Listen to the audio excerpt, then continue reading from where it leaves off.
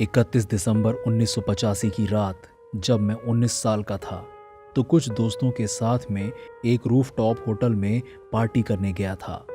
12 बजने में आधा घंटा बचा हुआ था। तब मुझे याद आया कि मैं अपना कैमरा कार में भूल आया हूँ। आधे घंटे में मैं कैमरा लेकर वापस ऊपर आ सकता था, इसलिए मैं कैमरा लेने नीचे आ गया। कैमरा उठाकर मैं वापस लिफ्ट से ऊपर वाली मंजिल पर आ ही रहा था कि आधे रास्ते पर ही लिफ्ट हिलने लग गई और फिर एकदम अचानक से बीच में ही रुक गई। मैं बीच में फंस गया। बचपन से ही मुझे बंद जगहों से काफी डर लगता था। मुझे कुछ नहीं पता चल पा रहा था कि बाहर क्या हो रहा है। मैं एलिवेटर में एक किनारे बैठा हुआ था और तभी एलिवेटर की लाइट बुझ गई और बच्चों के हंसने की आवाजें आने लगीं। मगर मुझे पता था कि ये कोई ऐसी जगह नहीं है जहां बच्चे होंगे। मेरे दिल की धड़कन डर के मारे तेज हो गई और तभी एकाएक मैं बेहोश हो गया। जब मुझे होश आया, मैं एलिवेटर की लाइट को जलते बुझते देख रहा था और तभी मुझे एलिवेटर में एक दूसरे किनारे पर एक काली परछाई बैठी हुई दिखी। मुझे ऐसा प्रतीत हुआ जैसे वो परछाई मुस्कुरा रही हो।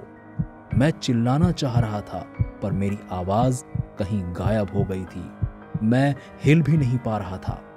तभी लाउड स्पीकर से एक आदमी की आवाज आई कि एक इलेक्ट्रिक शॉक की वजह से लिफ्ट खराब हो गई है और जल्द ही वो मुझे बाहर निकाल लेंगे। एलिवेटर में मौजूद कैमरे से वो मुझे लेटे हुए देख सकते थे। उन्हें जरूर लग रहा होगा कि मैं नशे में होने के कारण बेहोश हूं। जैसे ही मैं हिलने या बोलने की कोशिश करता, वो छाया हंसने लगती और मुझ पर उंगली दिखाने लगती। अभी भी लाइट का जलना बुझना चालू था और तभी ऊपर से लोग नए साल के आगमन में चिल्ला रहे थे 10। और उस काली परछाई ने एक आंख खोली और अपनी 10 उंगलियों को ऊपर कर दिया। 9। उसने दोनों आंखें खोली और अब भी उसने 9 उंगलियां ऊपर रखी। 8। अब भी मुझे देखते हुए उसने 8 उंगलियां हवा में रखी। 7। 7 उंगलियां हवा में। 6। 6 उंगलियां हवा में।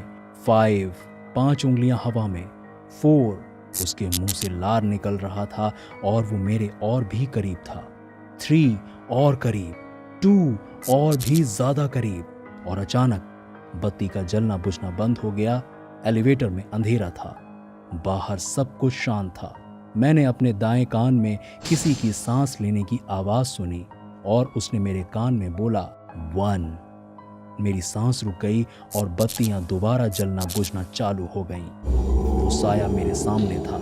फिर अचानक ही कहीं कोई नहीं था। बत्ती जल रही थी। मैं बोल और हिल सकता था। मैं एलिवेटर से जैसे ही अपने वाले मंजिल पर पहुंचा तो वहां पाया कि पुलिस ने उस जगह को सील कर दिया था। किसी पागल ने नए साल का इंतजार किया और नया साल आते ही 4 लोगों का छुरी से कत्ल कर दिया। उस रात के बाद से फिर कभी मुझे ऐसी बेहोशी नहीं हुई।